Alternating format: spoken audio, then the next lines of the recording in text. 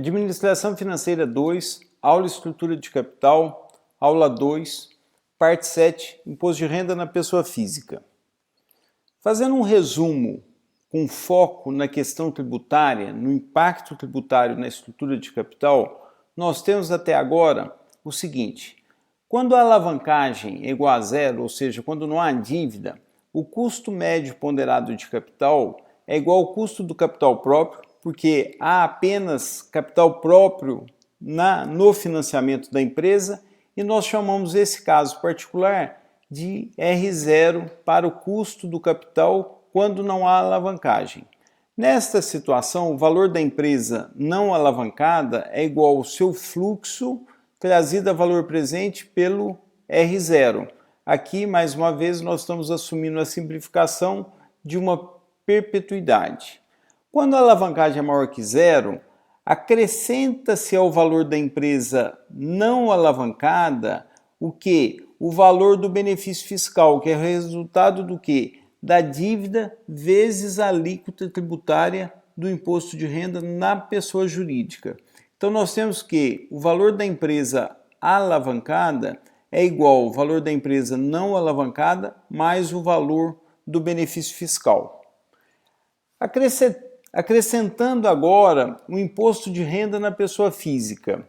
Veja o seguinte: para cada de lucro gerado pela empresa, os acionistas vão receber menos a alíquota do imposto de renda na pessoa jurídica, pois a pessoa jurídica recolhe esse imposto de renda, e eles vão receber, eles ainda serão deduzidos do que? Do imposto de renda na pessoa física. Aqui é a alíquota sobre o quê? Sobre os dividendos. Então nós temos menos a alíquota do imposto de renda na pessoa jurídica, vezes menos a alíquota do imposto de renda na pessoa física, aqui sobre os dividendos que a pessoa física recebe.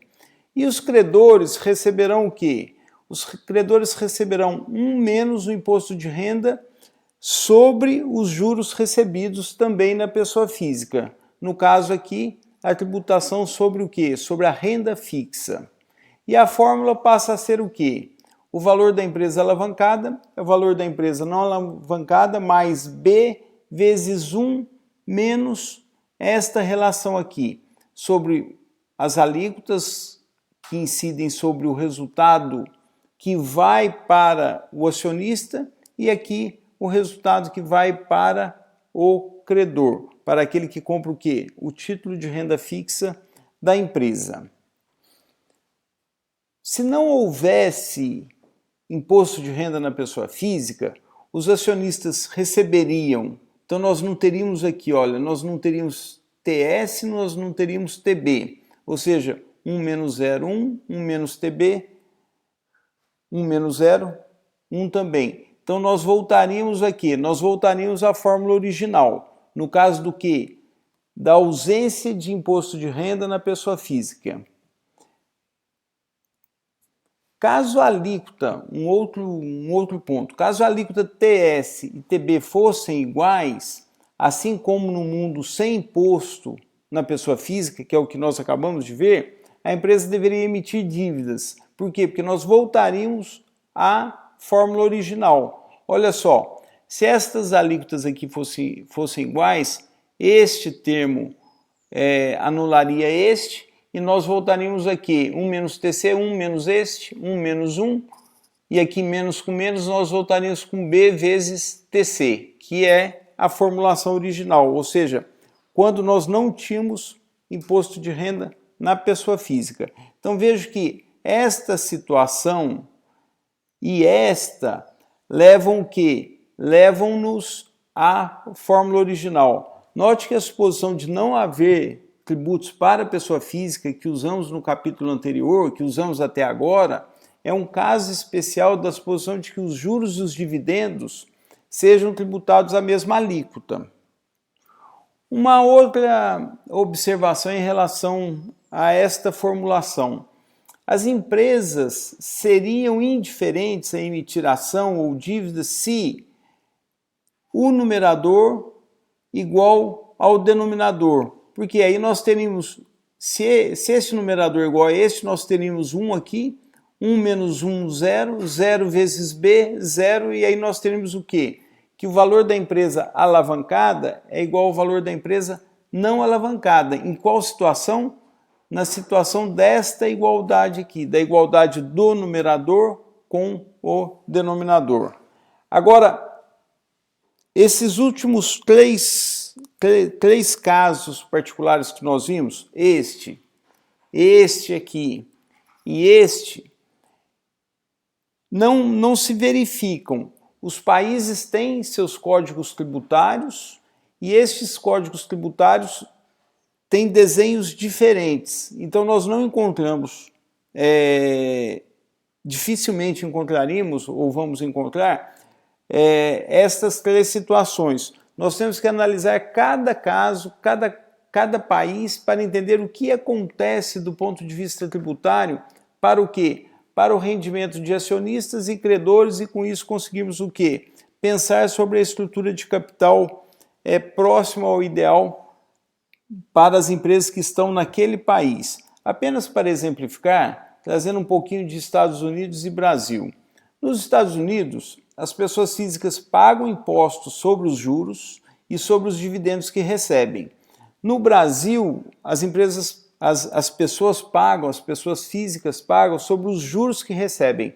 No Brasil, até agora, os dividendos são isentos. Até recentemente, nós tínhamos as seguintes alíquotas. Nos Estados Unidos, imposto de renda sobre a pessoa jurídica 35%, imposto de renda sobre dividendos 15%, imposto de renda sobre os juros recebidos 35%. E no Brasil, 34%, aqui nós temos 25% de imposto de renda, 9% de contribuição social, os dividendos isentos e a tributação sobre os juros recebidos de 15% a 22,5%, dependendo do prazo com que o investidor ficou com aquele título de renda fixa. Nos dois países, os investidores em títulos de dívida recebem mais, pois suas alíquotas são menores, ou recebiam mais, considerando-se apenas este aspecto fiscal. A empresa deveria o quê? Deveria privilegiar dívida.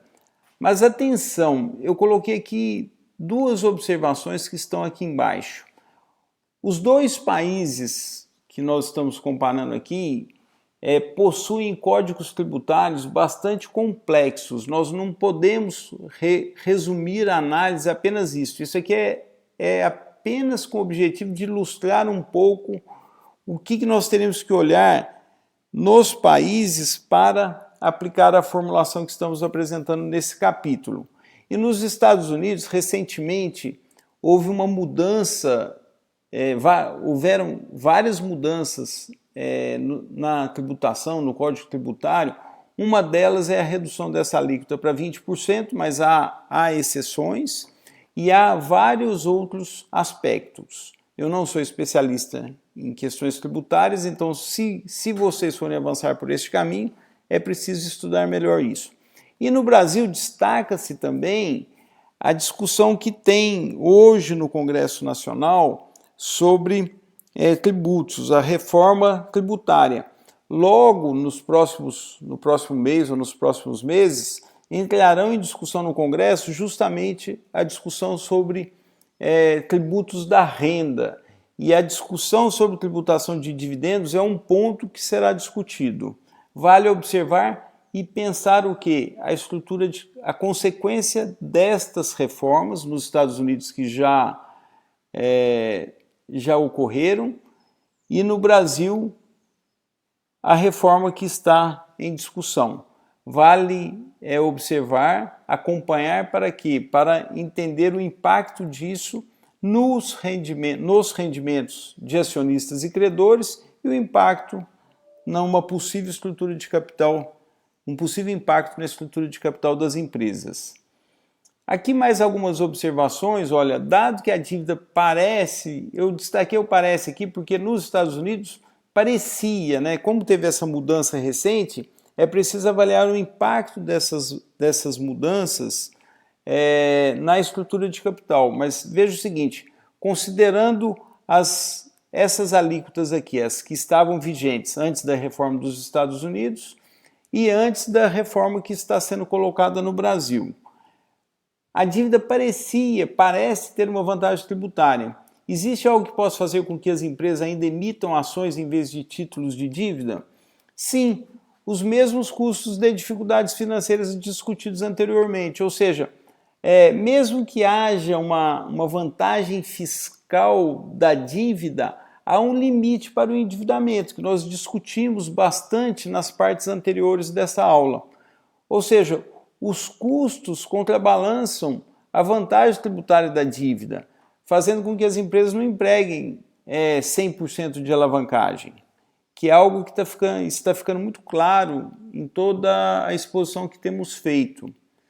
Uma outra observação: desde que a alíquota tributária para a pessoa física sobre a renda de ações esteja abaixo da renda de juros, a vantagem tributária para a dívida é menor em um mundo com tributos de pessoa física do que em um mundo sem esses tributos. Portanto, o montante ótimo de dívida será menor em um mundo com tributos de pessoa física do que em um mundo sem eles. Com isto, nós terminamos esta parte 7, onde nós apresentamos o quê? Ou nós acrescentamos a questão do imposto de renda na pessoa física no estudo da estrutura de capital. Qualquer observação, por favor, envie-me um e-mail. E na próxima parte, imposto de renda e observações finais.